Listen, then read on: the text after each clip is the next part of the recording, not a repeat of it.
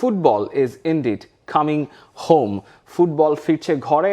সাফ ফুটবলের এবারের আসর বসছে বাংলাদেশে নভেম্বরের 4 থেকে 17 পর্যন্ত। এই আসরের নতুন করে লোগোটা উন্মোচন হয়ে গেছে শনিবার দিন।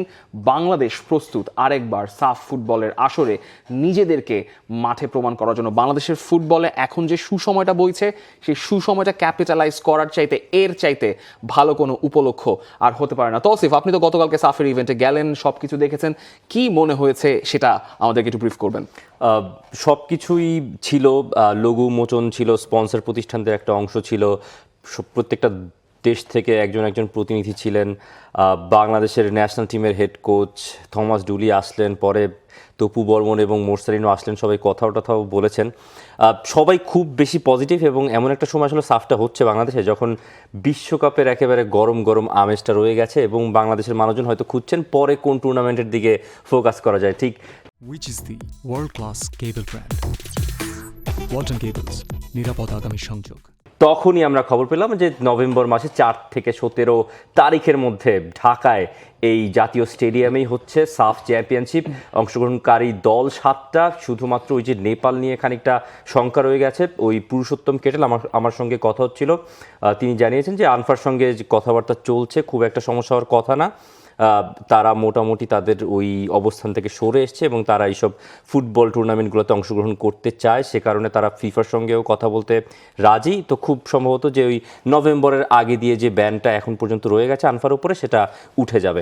আলটিমেটলি আসরটা হচ্ছে এবার বাংলাদেশে। সাফের আসর কবে হবে এই নিয়ে গত বছরের আগের বছর থেকে অনেক ধরনের জল্পনা কল্পনা ছিল। ফাইনালি সেই জটটা খুলেছে এমন একটা সময় যখন আপনি জানেন যে আপনি এই দলটাতে, আপনার সঙ্গে তো তপুরও কথা হচ্ছিল, তপুও বলছিলেন যে এটা একটা কমপ্লিটলি ডিফারেন্ট দল। আগেরবার যে সাফ টুর্নামেন্ট বাংলাদেশ খেলেছিল 2023-এ, কমপ্লিট একটা ডিফারেন্ট দল। সে সময় কোচ ছিলেন হাভিয়ার কাবরেরা, এখন বাংলাদেশের coach German USA international Thomas Dooley, যার সঙ্গে আপনি কথা বলেছেন। তার প্রসঙ্গে আসছি, বাংলাদেশ এখন কাকে পাচ্ছে? হামজা, সমিত সোম, ফাহমেদুল, সঙ্গে আপনি পেতে পারেন ফারহান আলী ওয়াহেদকেও, আপনি পেতে পারেন রনান সলেভান কিংবা ডেকলেন সোলেভানের ইনক্লুশন যদি করা সম্ভব হয়। ইনফ্যাক্ট এই যে একটা পরিস্থিতির মধ্যে দিয়ে বাংলাদেশ ফুটবল দল যাচ্ছে, বাংলাদেশের কাছে অনেস্ট এক্সপেকটেশনটা কি? আপনি তো থমাস ডুলিকেও প্রশ্ন করেছিলেন যে ঘরের মাঠে খেলা হবে, ঘরের আবহে খেলা হবে, যেই ঘরের আবহে বাংলাদেশ 2003 সালে সাফ জেতার গৌরবটা অর্জন করেছিল, সেটারও 23 বছর সময় পার হয়ে গিয়েছে। ইন দ্য মিন টাইম এই 23 বছরের মাঝখানে বাংলাদেশ আবারও ইন্ডিয়াকে হারিয়েছে গত নভেম্বরে।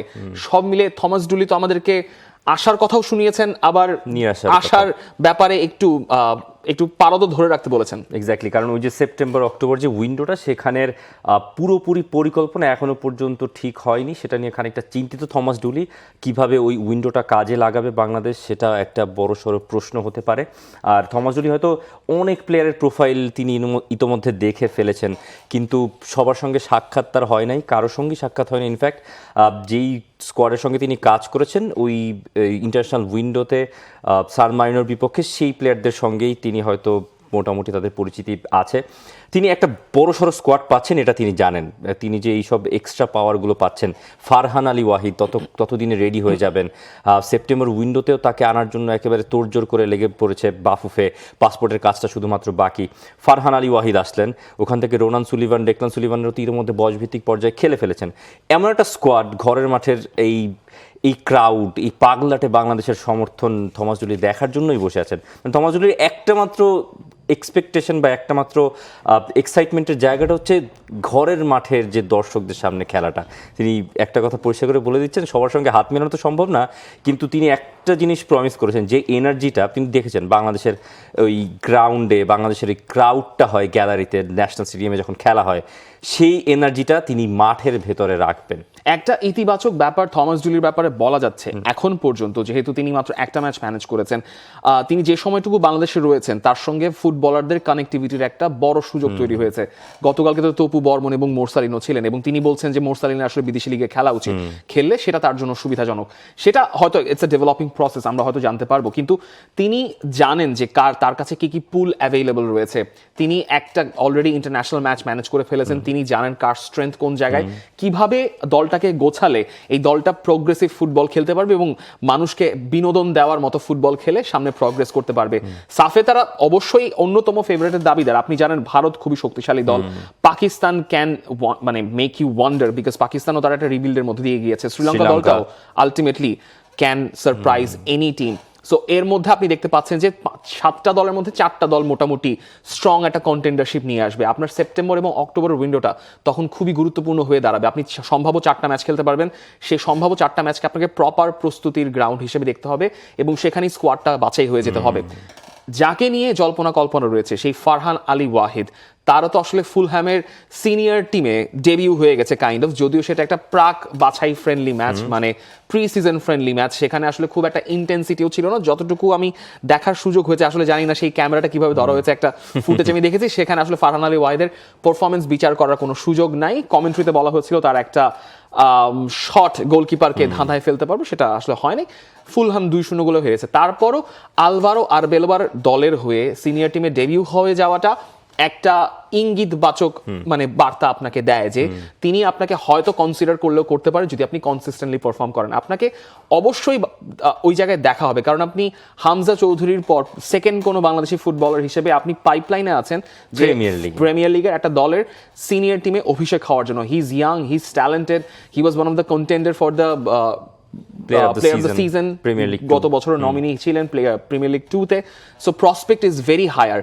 তাকে যদি বাংলাদেশ টিম আনতে পারে, দ্যাট ইজ মানে আনতে পারে মানে যদি ফাইনালি আনা সম্ভব হয়, সবকিছু প্রসেস তো চলছে এই সাফের মধ্যে, that is a huge win for Bangladesh. Exactly, huge win. মানে আপনি লেফট উইংয়ে এমন একজন প্লেয়ার পাচ্ছেন যার ওই সব সেটিংয়ে খেলার অভিজ্ঞতা হয়ে গেছে এবং he still young. Inside forward রোলেও তিনি মানে ওখানে নিজেকে মেলে ধরতে পারেন। Plus Farhan Ali Wahid is a huge name, কারণ বাংলাদেশে হামজা চৌধুরীর পর মানে ধারে কাছেও তো কেউ নাই প্রিমিয়ার লিগের বা এত বড়।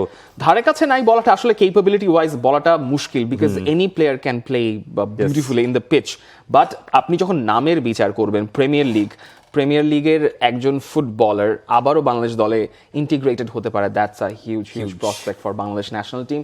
রনান সুলেমান, ডেকলান সুলেমানের কি অবস্থা হয় সেটাও আমরা জানতে পারবো। অনেক এক্সাইটিং সময় আসলে আমাদের সামনে রয়েছে। বিশ্বকাপ শেষ মানেই যে ফুটবল শেষ, ব্যাপারটা এরকম নয়। নতুন সিজনও অনেক কথাবার্তা রয়েছে। For more updates, subscribe to our YouTube channel and click on the bell icon. Follow us on Facebook and Instagram. Download T-Sports app to enjoy exciting games and highlights. Visit tsports.com.